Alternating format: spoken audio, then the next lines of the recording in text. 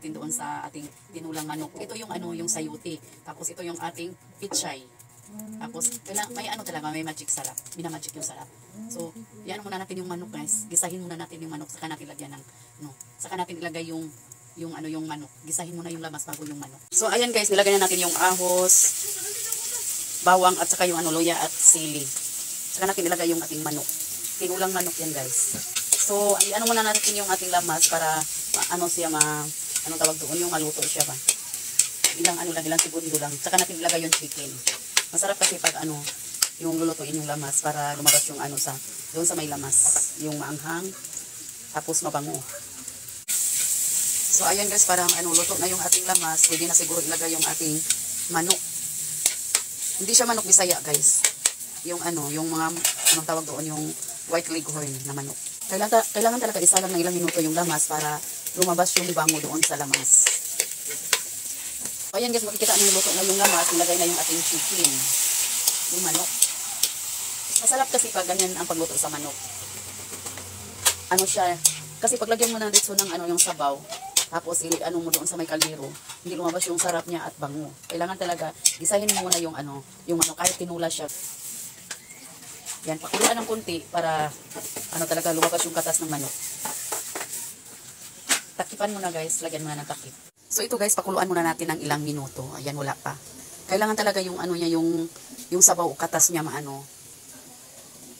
talaga. So pakuluan muna ng ilang minuto. Saka natin lagyan ng sabaw. Tinulang manok. So ayan guys, pinakuluan muna natin ng ilang minuto yan para yung niya, yung katas niya talaga lumabas. Tapos mamaya, lagay natin yung ating sayuti. Tapos yung last na ilagay doon yung pichay. Ayan. Ayan, mabango na siya guys. Sobrang bango na ng chicken. Ganun kami magtula ng manok guys. Yan na talaga, gisahin muna bago lagyan ng sabaw. Tapos, ilagay na yung ating sayuti. Maanghang na siya guys kasi talaga. Bali niluto ng masyado yung pinakuluan yung lamas bago nilagay yung manok. Yan, ang sarap. Ilagay na yung ating sayuti. Tapos nilagay ng magic sarap.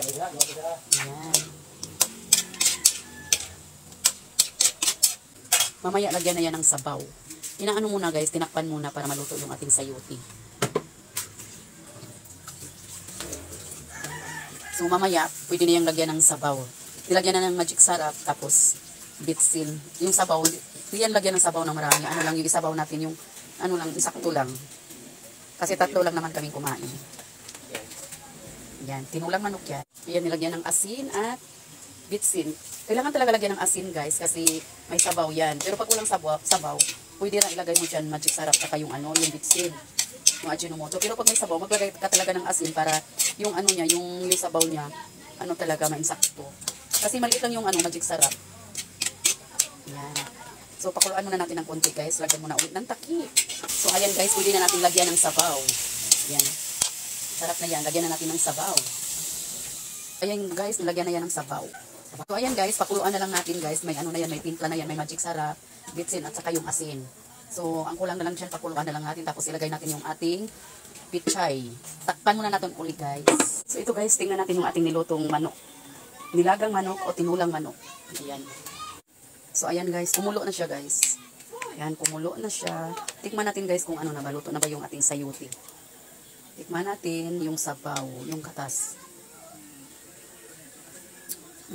Kulang ng asin. Lagyan natin ng kunting asin. So, ayan guys, nilagyan ulit ng asin kasi kulang yung asin.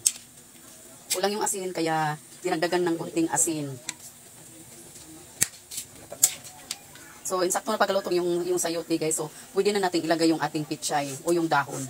So, ito guys, tikman natin yung sabaw, yung katas. Kung tama na ba yung pagtimpla. Sarap na. Sarap na. Pwede na ilagay yung dahon. Lagay mo na yung dahon. So, ayan na guys, ilagay na yung dahon.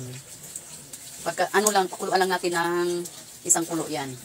Kasi, kasi pag masyadong maluto yung dahon, di na masarap.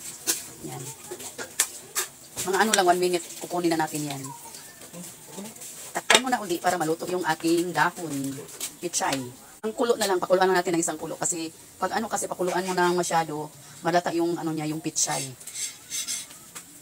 So, ayan guys, nakita natin kumukulo na yung ating nilagang chicken.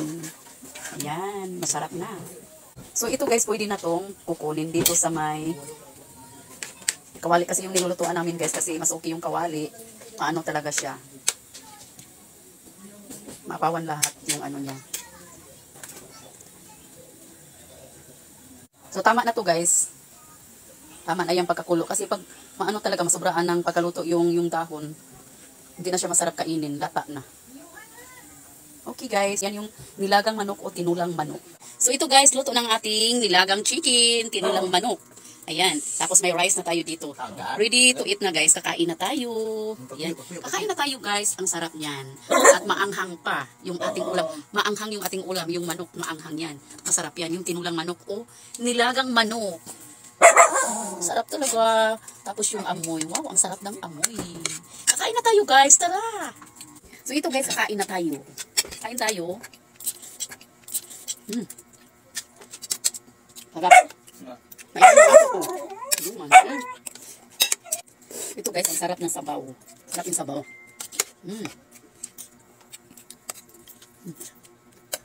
Mainit yung sabaw, masarap.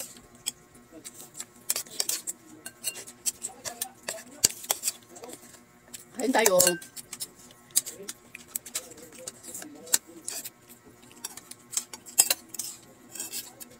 Thank you for watching guys.